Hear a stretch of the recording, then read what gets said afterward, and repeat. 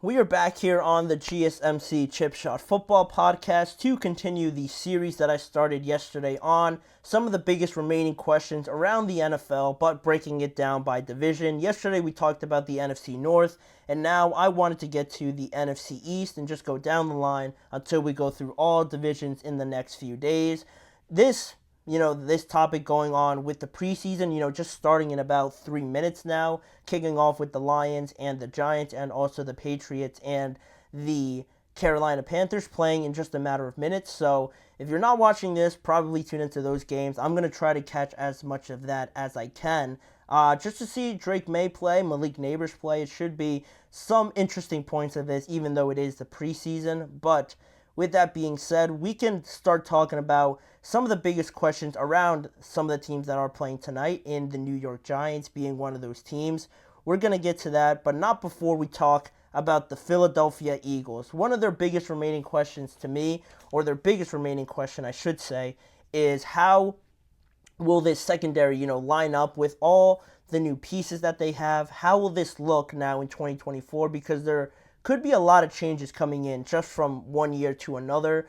Last year, finishing the year with Darius Slay, James Bradbury, also as their main corners there. Not too much depth after that, or not too much experience depth after that with Kelly Ringo and Eli Ricks, as well as the other options that they had there. In the secondary, I know they started with Terrell Edmonds. I actually don't know who they finished with, but I know they had Reed Blankenship back there as one of their other safeties, and it was all just a big, hosh-posh of just a lot of interchanging pieces, a lot of guys just, if you're healthy, you're playing, or if they're not doing well enough, we're going to pick up this other guy. It was just really a mess from top to bottom, and now I believe that the Eagles did a very good job, actually, addressing this need right from the get-go. Not only in the draft where they got Quinyon Mitchell, arguably one of the best corners in the draft, they also doubled down and drafted Cooper DeJean as well to add to this secondary. They got Isaiah Rodgers back after serving that gambling suspension as well. So they got a good influx of talent now back in 2024. And where are they going to deploy them? That depends a lot on how this all goes. Because not only the secondary, I think because they addressed the defensive line with Bryce Huff, they brought in Devin White as well.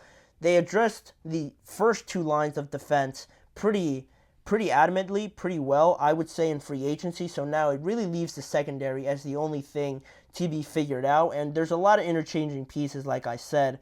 Where's everybody going to play?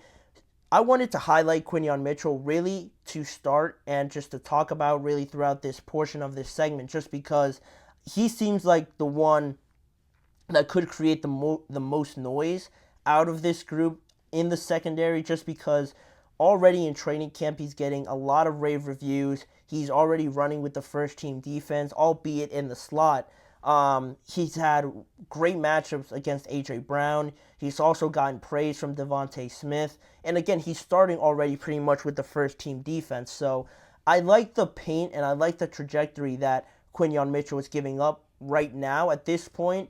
But to me, I said he's probably going to line up in the slot, at least to start, but I feel like his best position is on one of the outside spots. Obviously, Darius Slay is going to cover one of them, but the other one, maybe they're thinking of Isaiah Rodgers or Kelly Ringo, or maybe James Bradbury to start the year, but I feel like if it's not right at the start for Quinyon Mitchell to be there, I think over the course of this regular season, he will end up being one of these starting outside corners, in my opinion, because his frame and everything like that, his skill set, his ball skills, to me, fit the mold of an outside guy. He'll do all right in the slot. He's not going to do awful, but to me, I feel like they'd get the best version of him on the outside. And then you still have Cooper DeJean once he comes back. Where is he going to play? More safety? Is he going to play more of a cover defensive back on dime packages? How is that going to change with Vic Fangio's defense now coming in 2024? It's all a lot of new players and a lot of new pieces, which is exciting, but now you have to order them in the appropriate way to get the best results on the field. And that's the biggest question to me, because really on offense, there's nothing to talk about. Pretty much the same thing, just getting everything in line and organized on the offensive side of the ball. Defense is really the one spot where, specifically the secondary, where you don't know where everyone's going to line up yet. And once they get this, on the wraps and, in order of how they feel that gives them the best product on the field, the Eagles are going to be tough. The Eagles are going to be pretty scary on both sides of the ball with how well they've rebuilt. So if they answer this question, they'll be in a good spot. But that means we'll move on to the next team I wanted to talk to, that being the New York Giants, who are about to kick off here in one of the first preseason games tonight. And we're going to see hopefully a lot of Malik Neighbors tonight, or actually right now while they're playing. I actually don't know who the quarterback is playing. I don't think Daniel Jones is playing tonight, but this question revolves around Malik Neighbors, right? In an offseason where you lost Saquon Barkley, you lost a lot of talent, and really the offensive side of the ball still seems to be a struggle with the offensive line. Devin Singletary coming in, but really, how much confidence do you have in him to produce close to the same level of Saquon Barkley?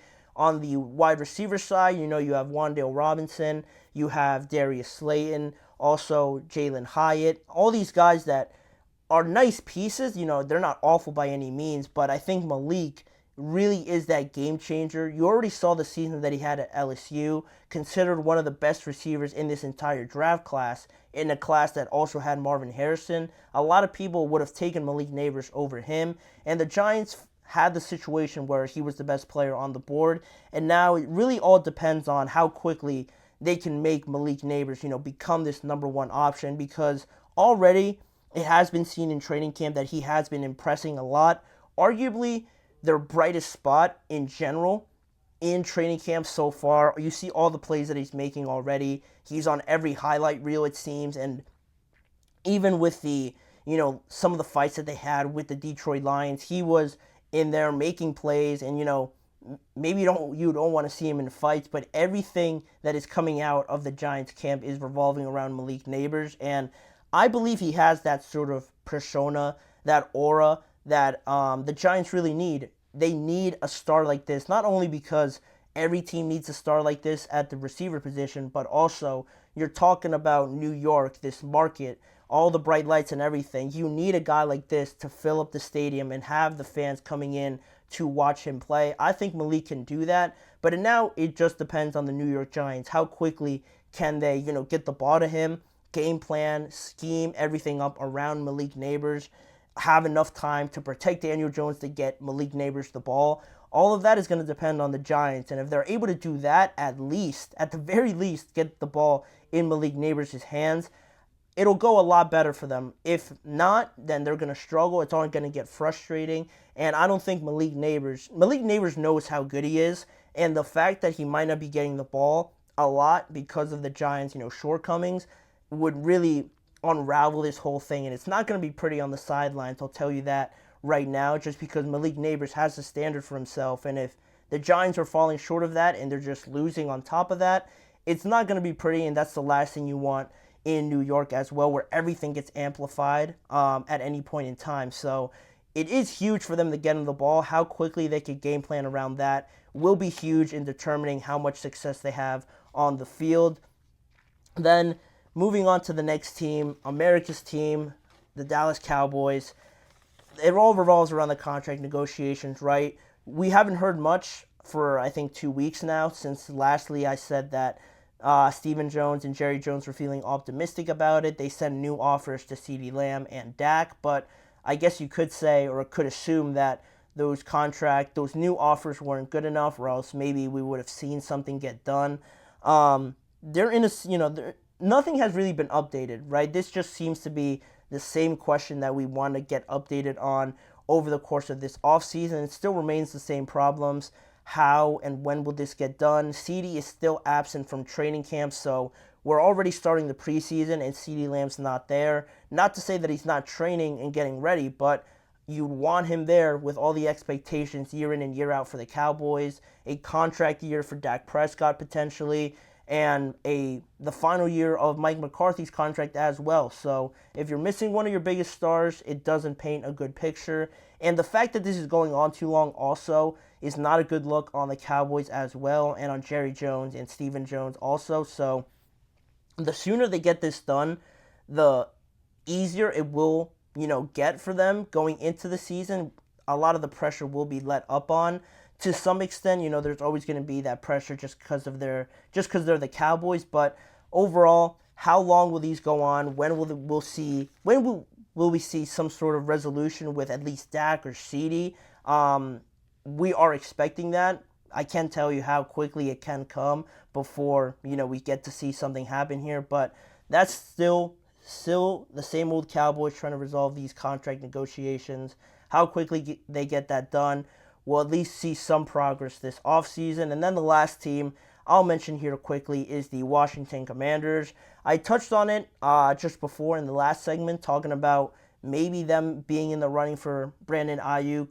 It revolves around this question, who will step up on the offense currently, or maybe they go out and get somebody to complement Terry McLaurin and give another weapon to Jaden Daniels, because they really hit the jackpot with Jaden Daniels. All we were hearing around training camp is how good and how mature and just how advanced Jaden Daniels is already as a rookie. And he technically hasn't been named the starter, but I'm pretty sure, almost 100% sure, that he is going to be the starter. And now with this offense, you brought in Eckler, you have Zach Ertz, Terry McLaurin, obviously, Jahan Dotson.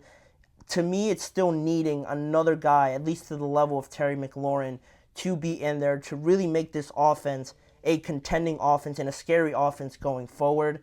Terry's great. Terry's been putting up great numbers all this time while cycling through, I think he's played with 10 quarterbacks already in his NFL career.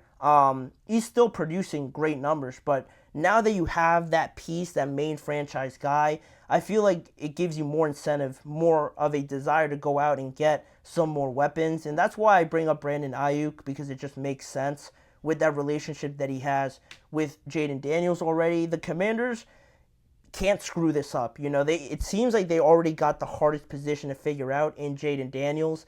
That's how much confidence I have in him.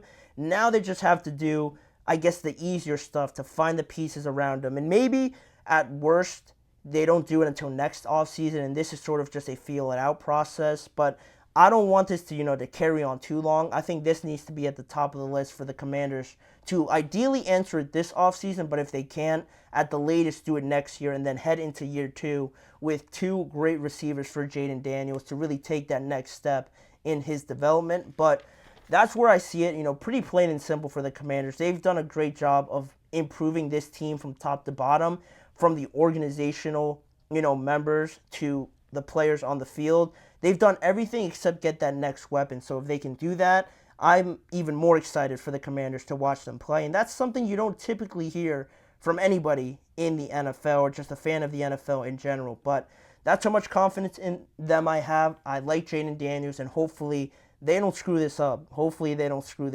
But that'll be that for the biggest remaining questions in the NFC. Now, we got 2 more topics to talk about. Like I mentioned, Jalen Carter, talking about his new position that he could play in 2024. And also, similarly, talking about Malik Neighbors. We're going to go through some of the expectations that I have for him and just how quickly he could take over in New York and how desperately the Giants need him to be that number 1 option in New York already in his rookie year. I'm going to dive more into that and give you guys some more of my thoughts around that topic when we return after this short break.